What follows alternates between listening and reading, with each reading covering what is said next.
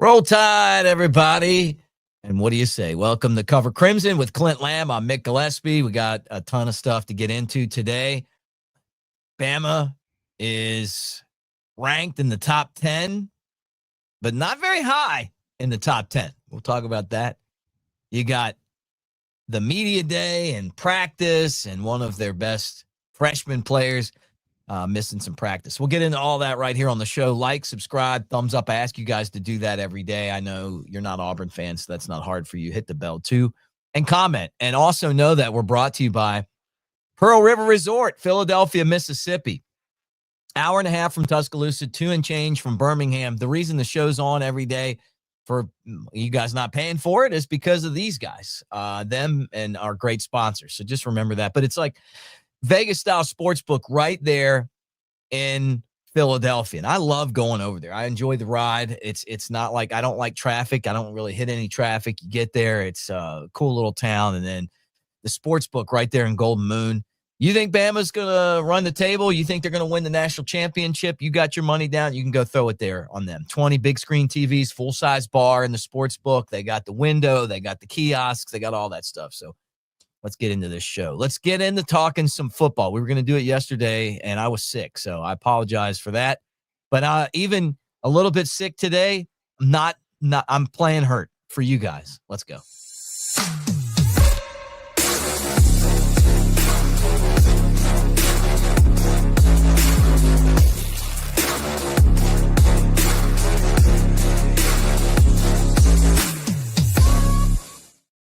All right, there he is, Clint Lamb, fresh back from T-Town, covering this Alabama team. What's up, brother? It's a good time of year, Mick. I didn't get a chance to go to media days today. No practice. They're going to have practice tomorrow, and we will be there, and then I think on Wednesday as well. But I was there yesterday, and so we're going to talk a little bit about what I saw yesterday because there was some different things to at least pay attention to. But also you've got things like the AP poll, the coaches poll. Those were both released. Bruce Feldman with The Athletic, he released his college football freaks list, which was really interesting. And we'll get into that here pretty soon too. But then also at media days today, there's been some video leaked out, and I've been able to watch that and kind of get Coach Cap gave, a pretty good interview to Wyatt Fulton. So I was able to check that out and pull a couple of things for that. So we got a ton to talk about, man. It's going to be a lot of fun. Well, it's that time of year. I mean, you're starting to roll towards preparation for Bama and Florida State, which is a lot of fun. And then, obviously every day is a step closer to kickoff in the season and figuring out what this team's identity is. We think Ty Simpson is going to be the quarterback. His upside, probably something we'll get into down the road. I feel like, he could put a Jake Coker type season together, and that would be awesome because Coker was amazing and won a national championship, and obviously he's on our shows. But it's going to be the offensive line that gets him there. Remember, Coker had a Joe Moore award-winning offensive line. I talked to Shank 2-3 times a week on shows. Those guys were great, and that's what it's going to take to win a national championship. And there's an offensive line shakeup going right now. Yeah, or at least trying some different things in practice for sure. And I think it's gearing up for a rotation at guard. So the way that it's kind of been is that kind of the mainstays with the starting group for the most part has been Caden Proctor at left tackle, Parker Brailsford at center, Jaden Roberts at right guard, and Will Conformby at right tackle. And then you've had, it's kind of been an every other day as far as who's running with the first team between Gino Vandemark and Cam Dewberry. They're battling it out to replace Tyler Booker at left guard.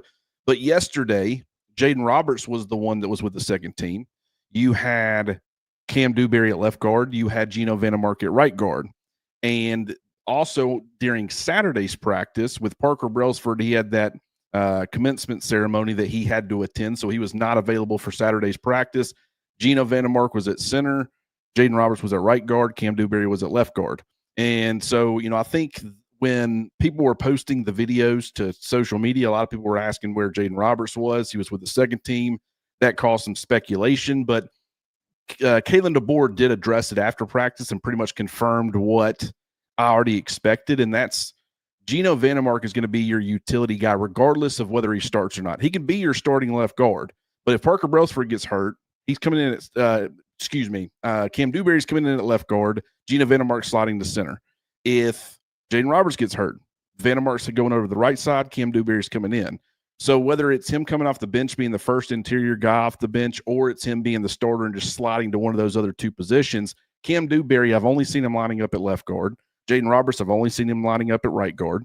So, that's just something they're building depth. I think that, we talked about the first guy off the bench as far as the interior. It's going to be the loser between Cam Dewberry and Gino Vandermark, regardless of who ends up regardless of who gets injured. Now you start talking about tackle. You got Caden Proctor, you got Wilkin Formby, Lineman. We've seen him playing some left guard. I've seen him getting some snaps at left tackle, but also he was getting some snaps at right tackle with the second team. And so I think they're giving him the opportunity to compete at a lot of different positions, whether it be at tackle. He's not going to be competing with Caden Proctor, but he's kind of pushing Wilkin Formby over there on the right side, but he's also competing at left guard and can provide some depth at right guard if needed. So that's kind of where the offensive line is trending. But this unit, it has to be effective. We've talked about it a lot the last couple of years. So far, it has not panned out quite like we had expected. It was better last year, don't get me wrong, but it's now been 2 years in a row where we've kind of overhyped the offensive line and hadn't lived up to that billing. Right. So they've got to take that next step. And I do think that the scheme and the way that it's going to be designed with Ty Simpson at quarterback, I think they're going to put strain on opposing defenses in a variety of ways. That's going to take pressure off of your offensive line, but you also got to get effective play out of those guys. And I think they're doing everything they can to not only establish who those five starters are going to be, but they also might have a rotation that goes into the season. And then also, what do you do in various situations if a guy goes down? And so I think that's kind of, preparing for all scenarios. I love when I hear about, Gino Vandermark being versatile, right? I think of Wesley Britt. I mean, has there ever been a more versatile offensive lineman? Barrett Jones, probably. That cat, I feel like, played every position. That's what I meant. Barrett Jones. Yeah, sorry, Barrett Jones. Yeah, when you said, I guess he was pretty versatile. I don't know. No. Barrett's the guy that played all the positions at a high level. I mean, I feel like that cat was an All-American at 3 different positions while he was at Alabama. Yeah, I mean, that's the definition. There were so many Brits though playing offensive line. I mean, you could have just throw them all in there, but you got 3 of the guys on the line ready to go, right? That's exactly right. There was but I don't, obviously Gino doesn't have the ability to kick out to tackle, but I think it's kind of like in the secondary. I talked about this in a piece over at A2ZSports.com. where we were talking about the Huskies. Cam Calhoun's obviously playing Husky some. He's also still playing on the perimeter, kind of Deshaun Jones-esque in that sense, where he's getting kind of reps at both spots. I think it's about keeping your best players on the field. And, if something happens, I think the first 2 guys off the bench, at least right now, Dijon Lee could change things. Don't get me wrong. And there's some other guys who could push as well. Drake Kirkpatrick Jr. could end up pushing and changing this a little bit. But I think Zay Mincy is one of your first defensive backs off the bench. And I think the other probably would be Cam Calhoun.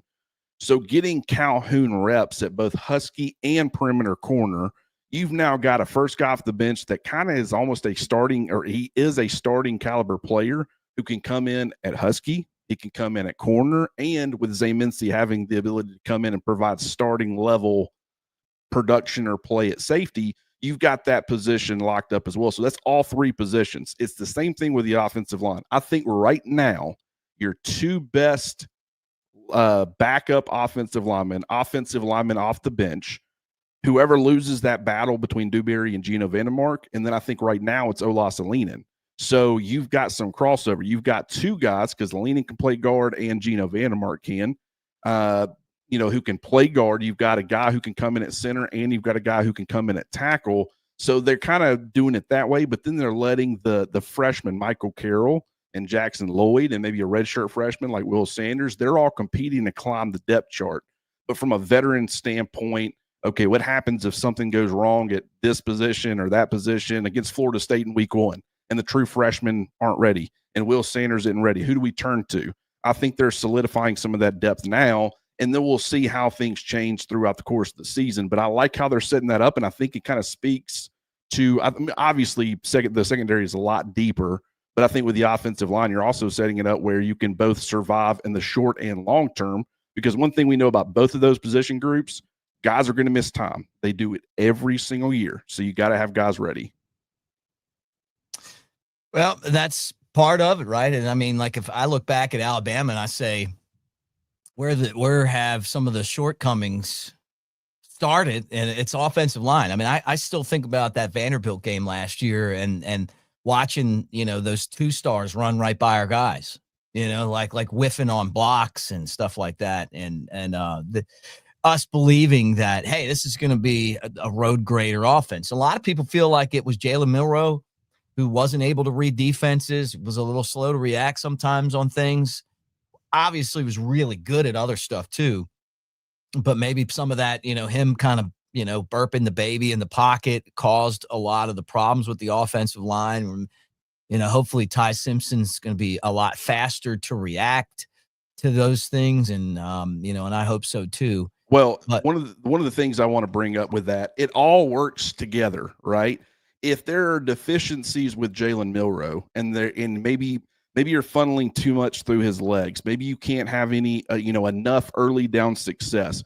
It could be something where it's like, hey, play calling and Jalen Milroe probably are more responsible in this certain instance because they're in these 3rd and long situations. Maybe it's the offensive line that looks bad, but if they're not built for those situations, do whatever you can to keep them out of those situations. And that's not something that I think Alabama did a good enough job of last year.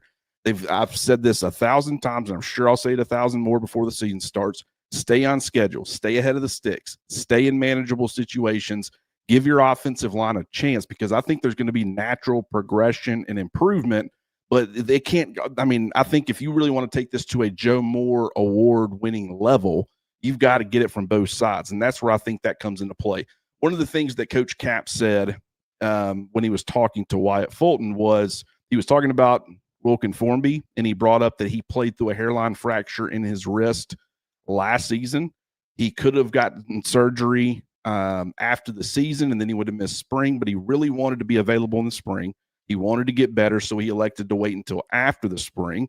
And so now he's healthy and stuff, but, we talk about Caden Proctor and him not getting those spring reps and how that could be a problem for him. Wilkin Formby was doing whatever he could to be available where he could get better prior to the start of the 2025 season. So that was encouraging. And then he was asked about Cam Dewberry, and he said he's reportedly lost between 25 and 30 pounds. And that stood out to me because that's more than the listed, like he was listed at 345 on the spring roster.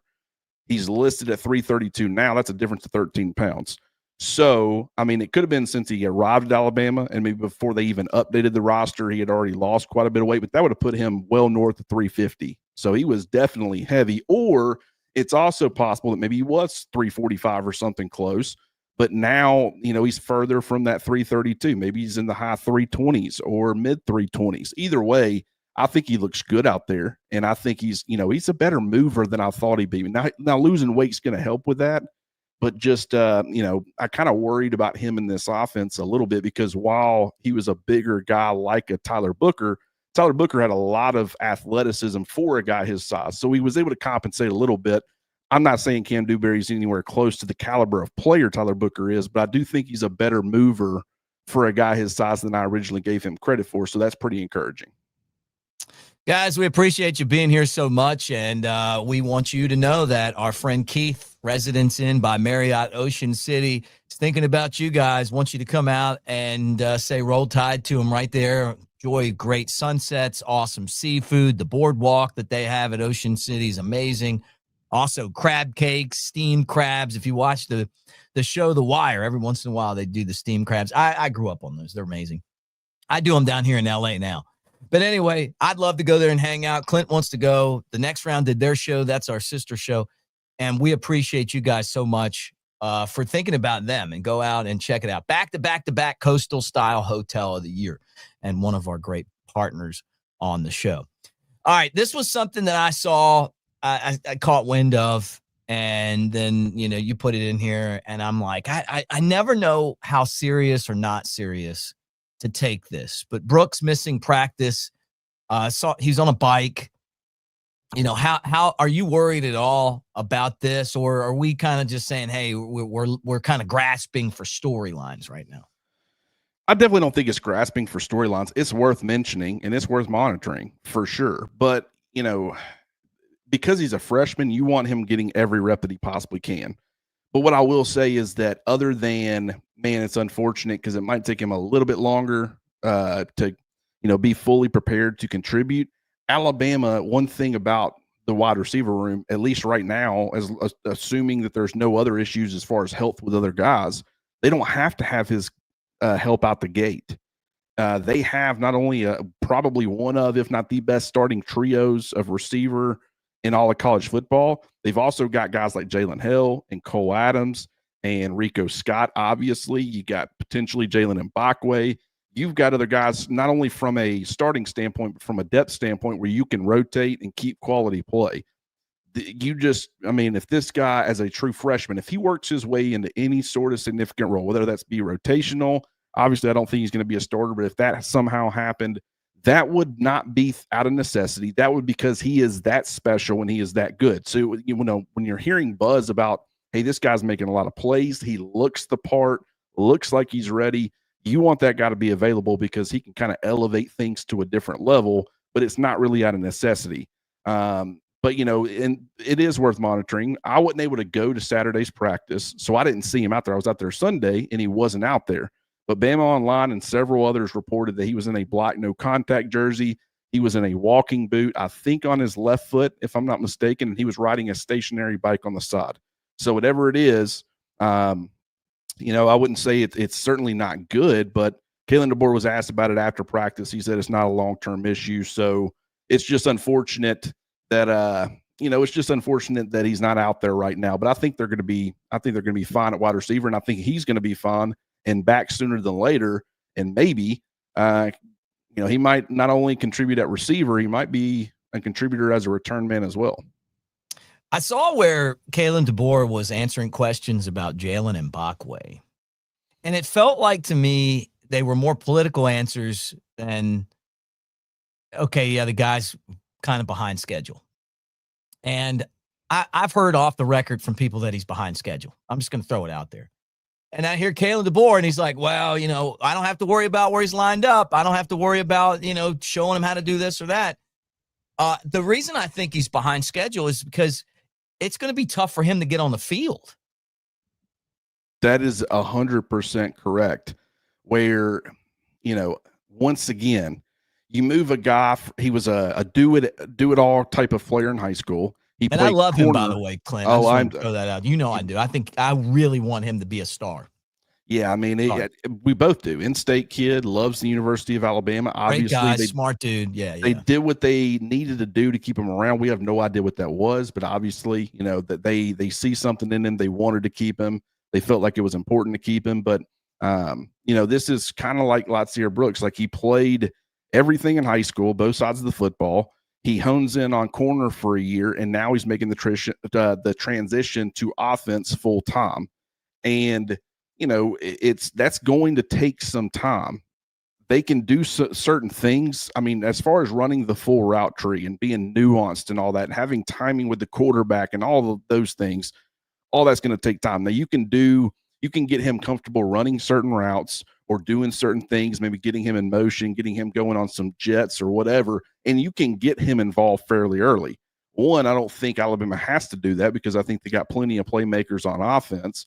And B, we haven't seen anything that would indicate that's going to be the case. It could, but we're kind of in wait and see mode with that.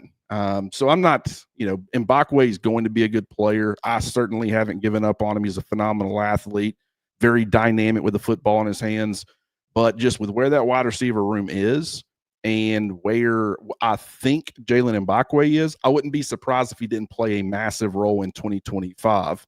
But I also wouldn't be shocked at all if he ended up having some sort of role. But I think in the early stages, it will probably need to be more scripted type of stuff.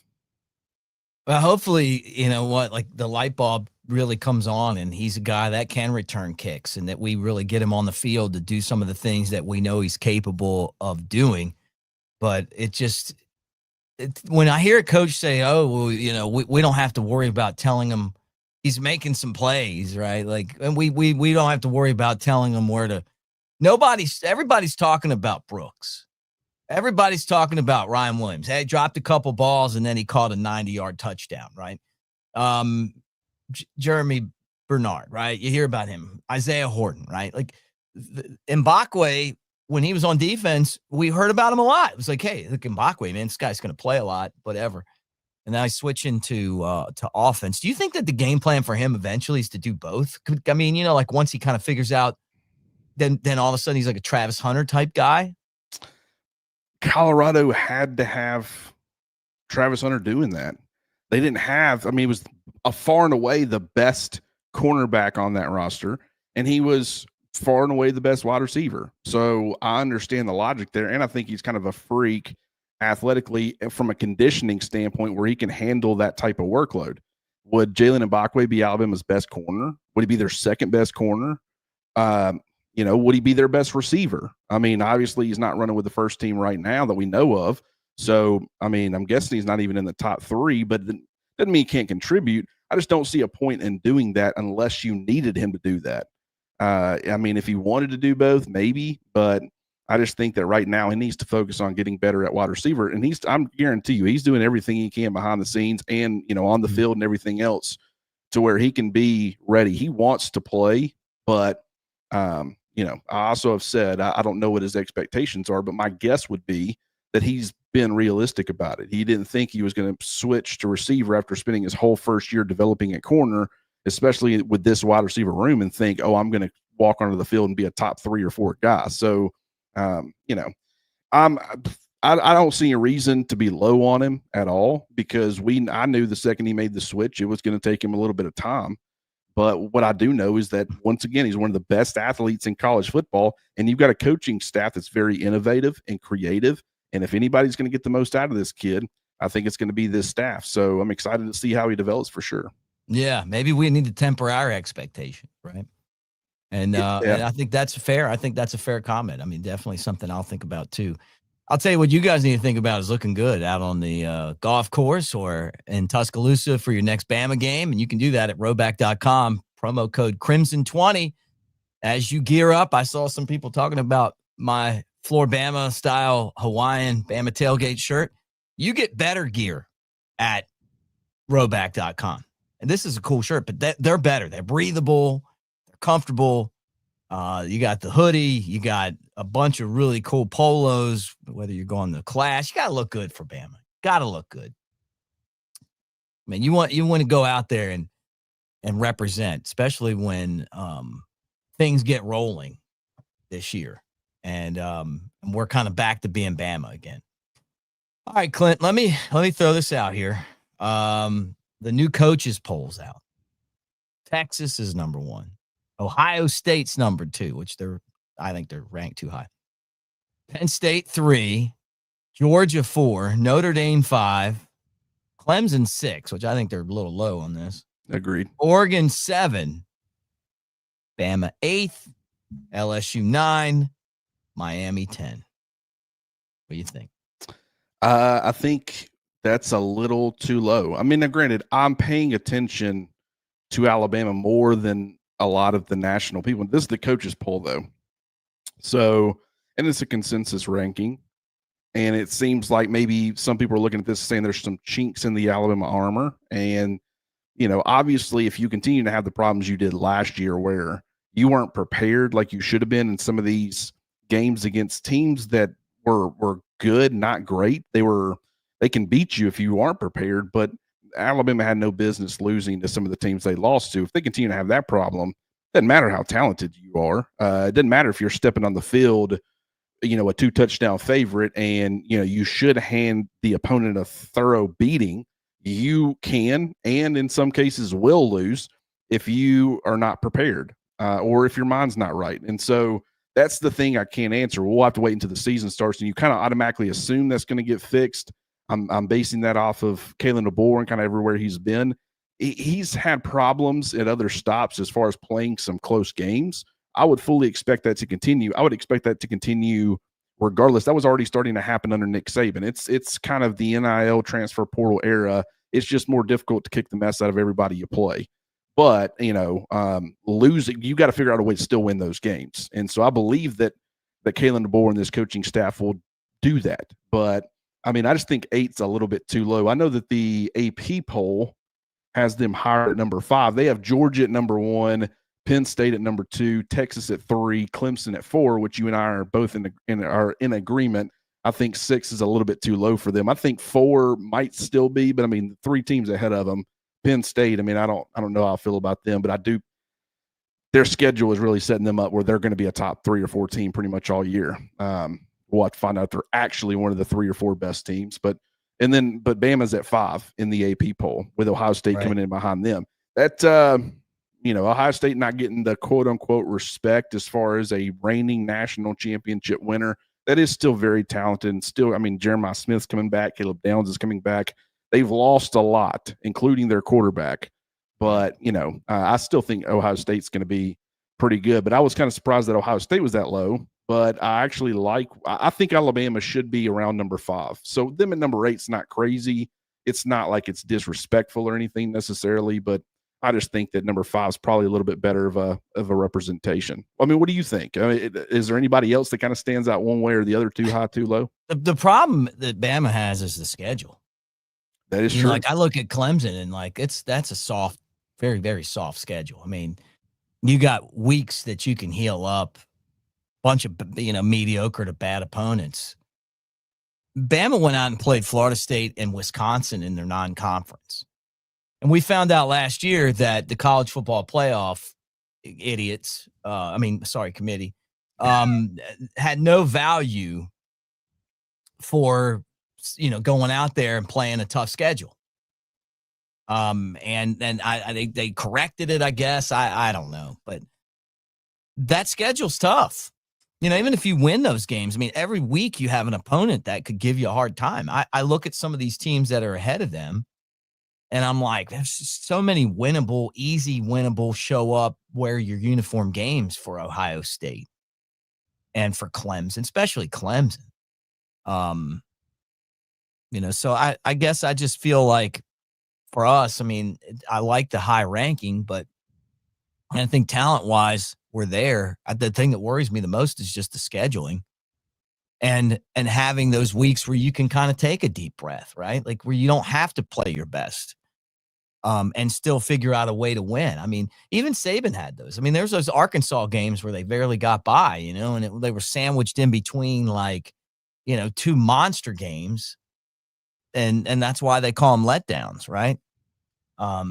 So I don't know. I think that Alabama has a really good team, but the schedule to me is what, like I said, I think that's the thing that bothers me. I think Alabama is I think they're an 11-1 type of team that will go 10-2 because of schedule. So that kind of reinforces what you're saying. I think that because of the way that the schedule sets up, going to Athens and playing Georgia, especially with what should be a huge motivation, I'm not going to chalk that up to an automatic loss, but I would say that if you're leaning one way or another, there's a lot pointing in Georgia's direction. We don't know if the whole, they got a mental hurdle with Alabama, and we don't know just how much that's affecting that locker room or that coaching staff. So maybe, it's definitely possible that Alabama can go on the road and get that win. Done it before, been a while, but, they can certainly do it.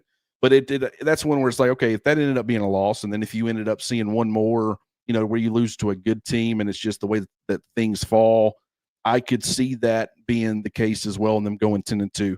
I think they're making the college football playoff, and I think they're going to be dangerous once they make the college football playoff. And that they could be like an Ohio State from this past season in the sense of, where was Ohio State ranked? It was like 7, maybe 6 or 7. I want to say like 7 though, where it's like, they wouldn't have made the 14 playoff, but they were one of those where we talk about you can't kick the mess out of everybody, in this era. Well, they destroyed everybody they played in the college football playoff pretty much.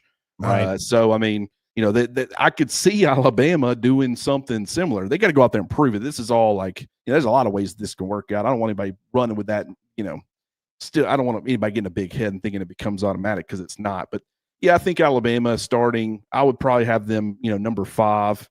But, you know, anybody that puts them at 6 or 7, don't think that's crazy. 8 starting to get a little low. 9, 10, it's like, okay, I don't know really what you're doing there. But that's just my take on it. One thing I did want to ask you about, though, because I thought it was pretty cool. We were talking about the offensive line earlier, and Bruce Feldman's freak list, college football freak list for 2025 came out. It used to be like 10 guys. He's been doing this since 2005. So 20 years of doing this. It used to be just 10. It's expanded. It's now up to 100 players. Alabama only had 3 on this list. That was a little bit surprising. There's also a ton of athletes in college football, but I thought it was interesting. All 3 players are offensive linemen, and all 3 of them were ranked in the top 27. So you had Caden Proctor at number 2, you had Parker Brailsford at 20, and you had Jaden Roberts at number 27. If I understand Bruce correctly, this is the first time that 3 offensive linemen has made his list, all from the same offensive line. But not only did they make the list, they're all ranked in the top 27. They're all borderline top 20 players as far as freak athletes. And I mean, I will go ahead and say some of the things. So with Caden Proctor, you know, he's 6'7", he's 366 pounds, 274 pounds of lean muscle mass with 26% body fat. Strength numbers, 815 pounds as far as squat, 535-pound bench, 405 power clean, and 32-inch vertical with a 9.3 broad jump. And so being that big and jumping that high, right, that's extremely impressive. The thing that stood out to me about Parker Brailsford was the, 19.47 miles per hour on the GPS. That's scooting.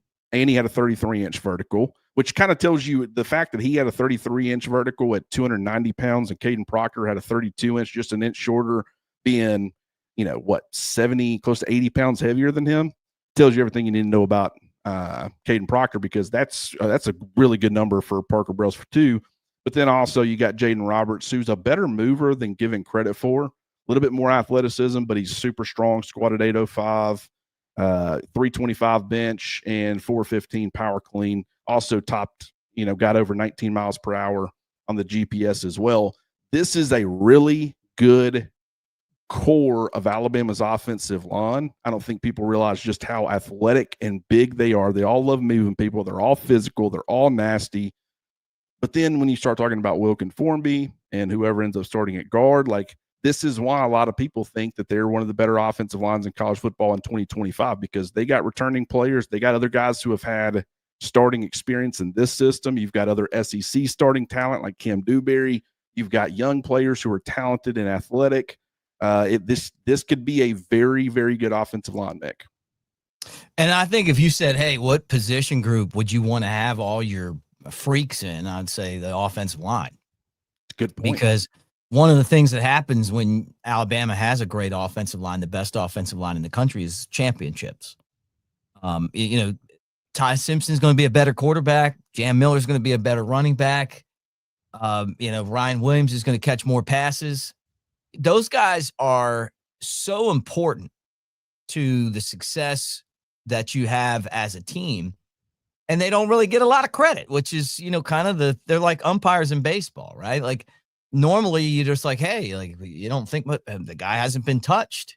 Milroe was getting destroyed. I mean, think about all the sacks that he had. And I said it before, you know, so some of you guys are going to be like, well, some of them are his fault. Well, some of them were his fault. Some of them weren't his fault.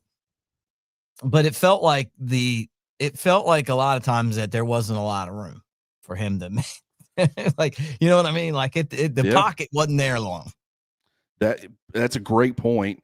And you know, one thing, and right now, Ohio State's coming off a national championship, and I do think there's a lot of similarities between 2024 Ohio State and 2025 Alabama.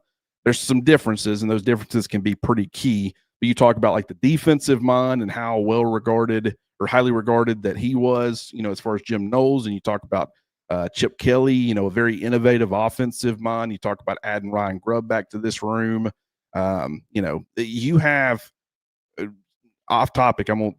you have Chuck Morrell, who was Kalen DeBoer's defensive coordinator at Washington. He's on staff as a position coach. You have Nick Sheridan, who was Kalen DeBoer's offense coordinator last year. He's on staff as a position coach. Like, just the amount of it's a really good coaching staff. But then when you look at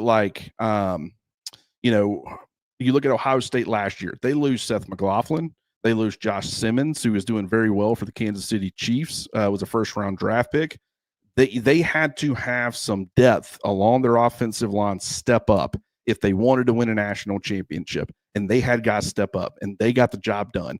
Alabama's probably, or anybody else that wants to win a national championship, they're probably going to need something similar. Not saying you're going to lose multiple starters, but at least for periods of time throughout the year, you're going to lose some key guys, and you got to figure out how to win without them. And so that's something to keep an eye on.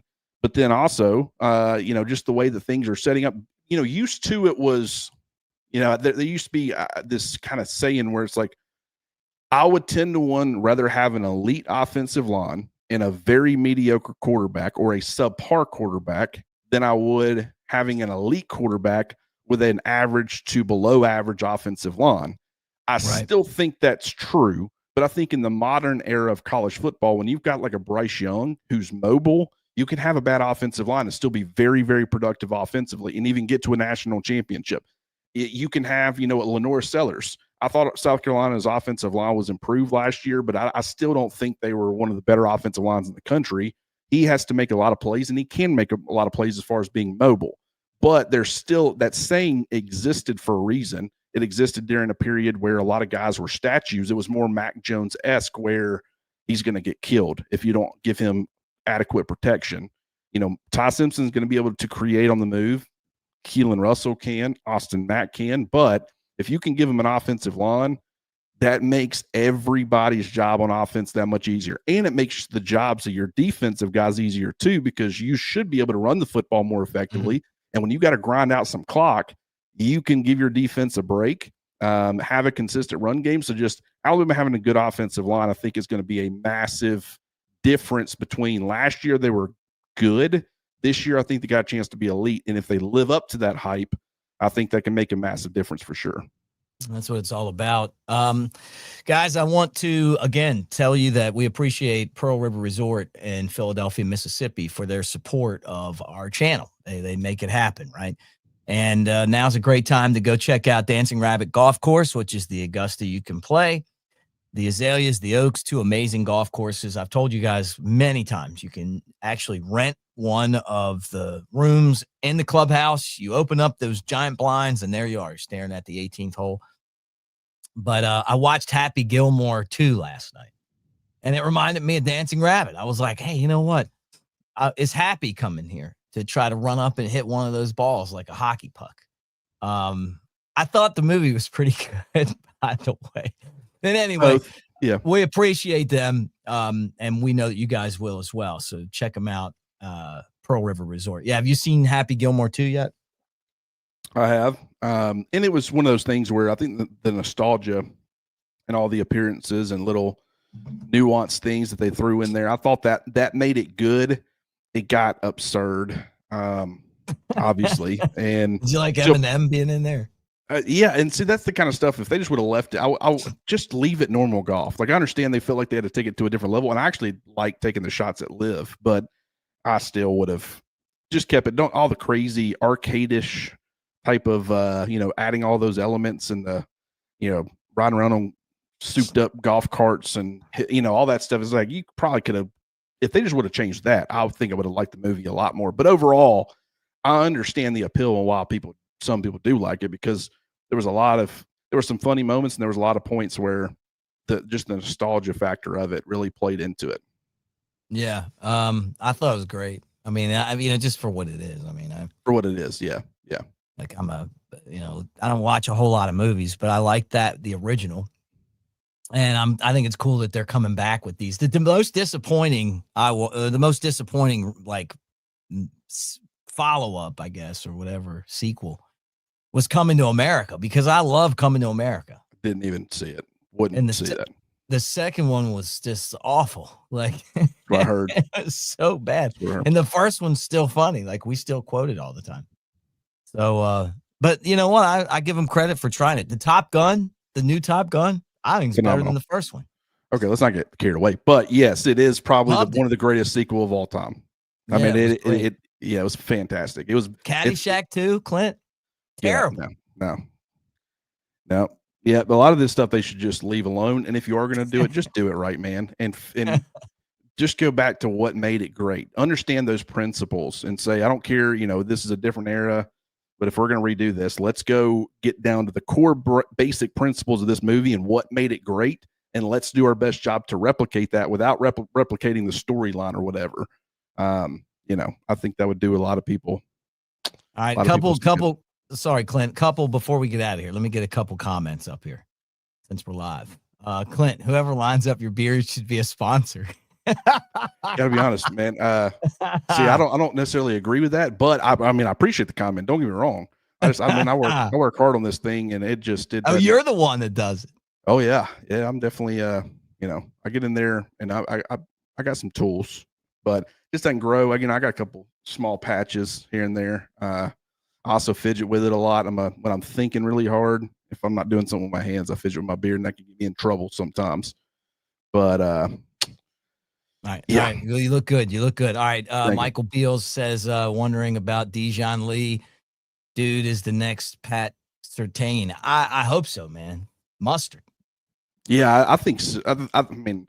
I think he's got the potential to be an all-time great. You still have to see it. It's kind of like Ryan Williams last year in the sense of like, you knew this dude could be special.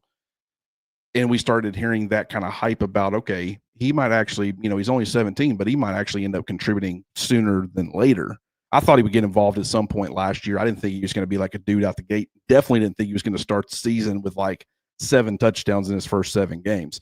Definitely cooled off. But, like Dijon Lee, he's got the skill set you look for. They have some really good players, ahead of him on the depth chart. But, you talk about guys, and then this is something that Kane Womack mentioned was you've got to have a guy where when you put them on the field, they're giving you what the starter was giving you, at least for the most part. Like there's obviously going to be, if you rotate Ryan Williams out for a single snap, the guy that you're putting out there is not Ryan Williams. So I'm not saying but if you want a consistent role and you want to be a consistent part of the rotation, there cannot be any sort of significant drop off from the starter to you, especially at those spots where you don't necessarily have to rotate. Like Nick Saban didn't rotate a whole lot in the secondary.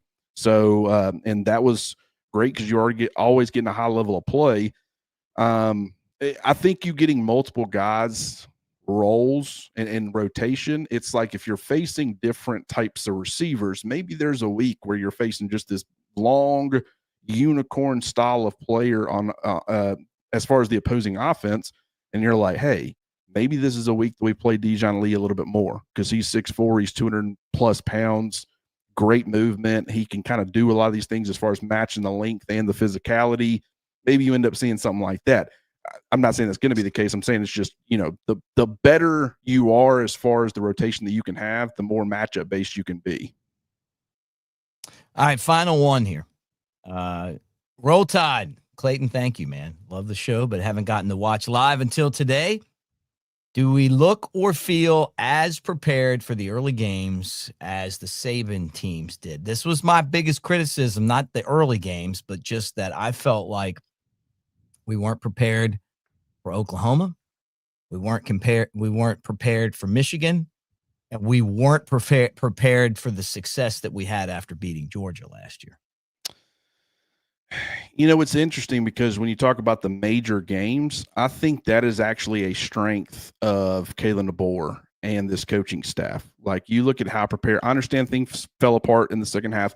I've said, and I understand how the rest of the season played into it, but Georgia got some weird things as far as they go into 4-down mode on offense, and that kind of flips things. And once the momentum starts shifting against you, things can get carried away. But I think as far as being prepared in the first half against Georgia, phenomenal. LSU going to Baton Rouge, tough game, come out and just wax them. So I think as far as like the big opponents, that's I think where you can feel a little bit more confident in this coaching staff. The thing about Florida State is that I can see it playing both ways. It's a big helmet game. A lot of people, myself included, are saying Florida State can cause you some issues. but at the same time, they're a 2-touchdown favorite. Everybody thinks, okay, this is Alabama's probably going to go in there and handle business. So it's like I can see Alabama approaching it both ways, where it's like, are they considering it a big game? I really hope they are, but are they not because of what Florida State was last year and all that stuff? We'll find out. But my biggest concern is not really these major games. It's the games that you're playing a team that if you don't bring the right stuff, they can beat you. And then you don't bring the right stuff and you give them that opportunity. Stop handing away those opportunities. Prepare every week the same. And don't take weeks off. Don't say, well, we just got a massive win against Georgia. Game planning will be a little bit more basic. We don't want to reveal too much for down the line. We'll kind of give the guys a break. Just got a massive win. Oh, we got beat by Vanderbilt. That stuff can't happen anymore. So hopefully they get that fixed. No, and if they would have beat Vanderbilt, they'd have made the college football playoff. They'd have beat Oklahoma. Any of those teams, Oklahoma. And I give them a little. Oklahoma still has 4 and 5 star players. They just stunk last year. Vanderbilt's like they're like playing a 1AA team. You got to beat them. Now I know they're better now than they were 3 years ago because of NIL. And this isn't the same Vanderbilt that we had in the past, but their talent doesn't rise to the same level as Alabama. So Alabama's got to win that game, and that was pretty disappointing. But anyway, guys, what's that? One thing I'll say is I even think in the bowl game, I think it was all about getting, they didn't do anything as far as changing the personnel. They didn't start Todd Simpson over Jalen Milroe because Ty might have been the guy this year. Nothing like that. But I think from a game plan standpoint, it was pretty vanilla. I don't think they did a whole lot as far as variance on defense. I know that has some people concerned. I think you're going to see a lot of variance this year, and we'll have to wait and see. But for Alabama at times last year was a little bit too repetitive, and that's been talked about by several people. Brooks Austin does a phenomenal job, and he's brought it up, and he's 100% correct. I think that's going to change with Kane Womack now having guys who are more comfortable in his system. Got guys that, you don't have to babysit anybody as far as, okay, we got a true freshman corner that we have to play, going to limit what we put on his plate. I just think they're going to be a lot more diverse and throw some different things, be a little Brian Flores-esque for the Minnesota Vikings, where it's just, hey, let's throw some things at opposing quarterbacks. I think that's going to be approached this year. All right, guys, thanks for hanging out with us. We'll talk to you again tomorrow. And make sure that you check us out if you can't be here live. And some of you guys are like, I can't be here live. You can always download the shows at the Cover Crimson Podcast Network. So take advantage of that podcast network, Cover Crimson Podcast Network. That's like Apple, Spotify, all those places. Trying to work on getting Coker to the studio today. We'll see if he can make it, but we'll have a couple elephants in the room this week. He's been chomping at the bit to get going. And we'll be covering practice for you. So Roll Tide, thank you. And again, we're brought to you by Pearl River Resort. We'll talk to you tomorrow.